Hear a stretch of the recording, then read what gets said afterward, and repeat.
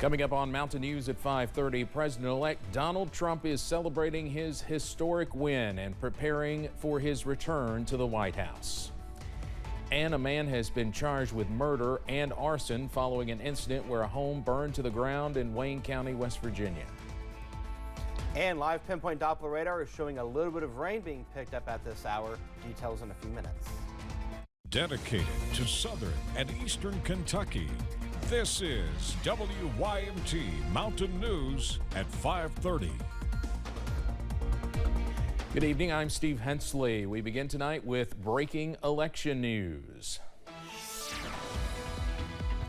We have just learned who won the race for state senator in the 29th district. Scott Maiden has secured enough votes to win that position. He won about 35% of the vote.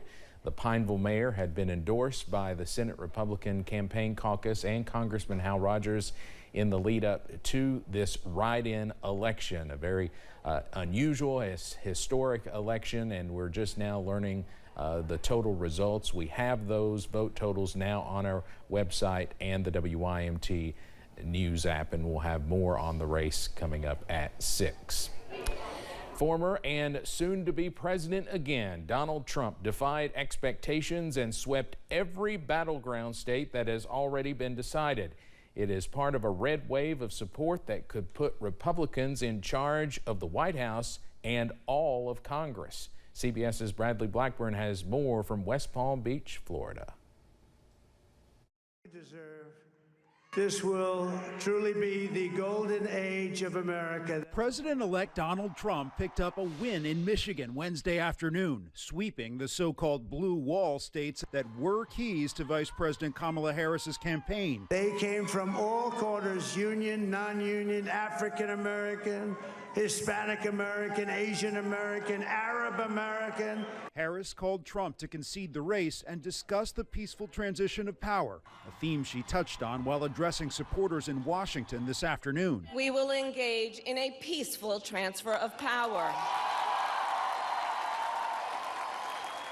A fundamental principle of American democracy is that when we lose an election, we accept the results.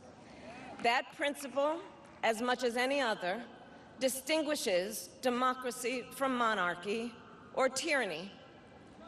And anyone who seeks the public trust must honor it. Trump campaign officials tell CBS News they will start holding transition meetings immediately here in Florida, so they're ready to take office January 20th. America has given us an unprecedented and powerful mandate. Trump has said beginning on day one, he will give the order to round up and expel all immigrants living in the U.S. illegally. He wants to impose a tariff of 10 to 20% on all goods not made in America. And he says he will end the wars in Ukraine and Gaza. They said he will start a war. I'm not going to start a war. I'm going to stop wars. After last night, he'll also have more help enacting his policies on Capitol Hill. We have taken back control of the Senate, and it also looks like we'll be keeping control of the House of Representatives. Control of the House remains unsettled. It's the Democrats' last chance at providing checks on Trump's policy goals as he returns to the White House. Bradley Blackburn, CBS News, West Palm Beach, Florida. House Speaker Mike Johnson remains confident that the GOP will maintain control of the House. Democratic leader Hakeem Jeffries says it's too early to call the race and adds, quote, every vote must be counted. Governor Andy Beshear took to social media to voice his opinion about the presidential results, saying he was disappointed. He said, quote, for many, the coming days will be hard, but I know we will get through it together. There is not a red America or a blue America, and we all need to work together to protect this country that we love. Many throughout the world are acknowledging Donald Trump's victory. Israeli Prime Minister Benjamin Netanyahu called Trump's election history's greatest comeback. Ukrainian President Volodymyr Zelensky says Trump's election victory is an impressive one.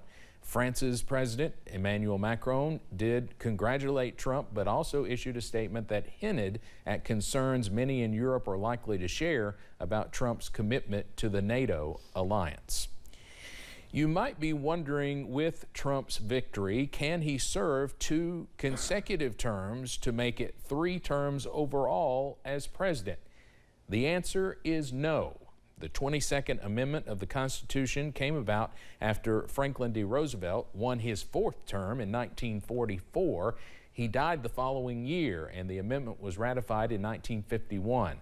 To paraphrase the amendment, it says no person shall be elected to presidential office more than twice. Donald Trump's social media company stock has skyrocketed in the wake of his presidential victory. Trump Media and Technology Group, the owner of Truth Social, spiked 35% in pre-market trading, reaching a total market value of about $9 billion. Trump owns nearly 115 million shares in the company. Today's surge added about $1 billion to his portfolio. Republicans, as we've mentioned, reclaimed the majority in the Senate, winning 3 crucial races. Control of the House of Representatives remains unclear, but it is looking good for the GOP. And abortion rights measures prevailed in 7 out of 10 states. CBS's Don Ubakis breaks that all down. Certainly a happy day for the GOP. Senate Minority Leader Mitch McConnell said he's looking forward to handing the majority to his successor in the U.S. Senate. Republicans gained control, taking seats from Democrats in West Virginia, Montana, and Ohio. Now they hope to pad their newfound majority. And who's ready to save America? Republicans are fighting to keep control of the House, which could set up a unified grip for President-elect Donald Trump's agenda. Wednesday, Republican Tom Barrett flipped Michigan's 7th district, but it could still be days before it's clear which party will come out on top. This could be the deciding district for the House majority. There were also 10 state-level fights to expand or protect abortion rights. There were wins in 7, including here in Arizona. Measures also passed in Colorado, Maryland, Montana, Nevada, New York, and Missouri, which currently bans abortion entirely with the exception of medical emergencies. The new rights will be enshrined in the state's constitution, but it doesn't explicitly undo the law. And abortion rights advocates expect serious pushback from the state's Republican-controlled legislature. We are anticipating a tough legislative session, so we are ready to fight. Abortion opponents prevailed in Nebraska, South Dakota, and Florida. About 57% of voters supported the measure in the Sunshine State. They needed 60%. Don Ubakis, CBS News, Phoenix. Republicans took back control of the Senate by flipping multiple Democratic-controlled seats and securing a multi-seat majority. Democrats have controlled the Senate for all 4 years of President Biden's term. Republicans controlled the Senate for all of former President Donald Trump's first term. Senate Minority Leader Mitch McConnell says there are a few reasons he is particularly happy the chamber will be out of the Democrats' control. The filibuster will stand. There won't be any new states admitted that give a partisan advantage to the other side. And we'll quit beating up the Supreme Court every time we don't like a decision they make. Senator McConnell announced last year he is stepping down from his leadership position. Senate Republicans will vote for their next new leader next week. For the first time in history, a black woman has been elected to Kentucky Supreme Court. Pamela Goodwine was elected in the 5th District, clinching the win against Lexington attorney Aaron Izzo last night. Goodwine will fill the seat that had been occupied by Chief Justice Lawrence Van Meter. Van Meter did not seek re-election.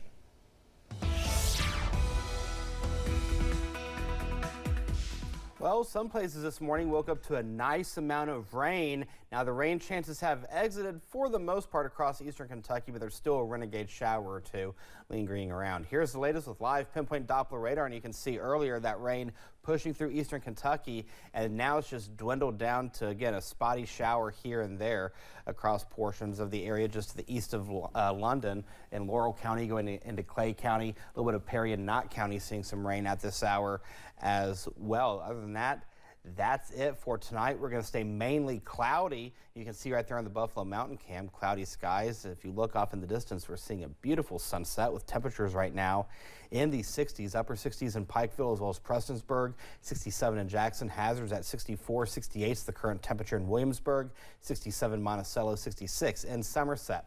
So the rain chances, as mentioned, they're out of here for the most part as we go throughout the evening and overnight hours. By about the midnight, 1 o'clock time frame, we'll still see temperatures staying in the 60s. We'll go back into the upper 60s and low 70s as we go throughout the day on Thursday as the front pushes through. And that's kind of where we're going to hover as we go throughout the weekend. But what about the rain chances? Well, they're in the forecast too. And we'll talk about that in the first alert forecast in a few minutes. Steve. All right, Eric, thank you. Murder and arson charges have been filed against a man accused in an incident that ended with a death in Wayne County, West Virginia. According to our sister station, Daryl Riggs was charged with murder and arson following a situation where a home burned to the ground in the Fort Gay area. The incident happened last week in the 2100 block of Mill Creek Road. The remains of 65-year-old Robert Estep were found inside the burned home. A Michigan man was arrested yesterday after he was reportedly found with a flare gun, a torch, and containers that smelled like gas in his possession at the Capitol Visitor Center. 28-year-old Austin Olson is facing 3 charges. No one was hurt. Police stopped the man as he tried to go through screening.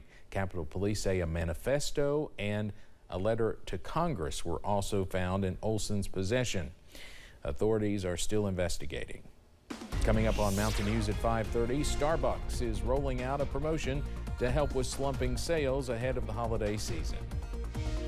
And in the world of weather, cooler temperatures are in the forecast for tomorrow, but will we warm back up? I'll have the details in a few minutes. Stay with us.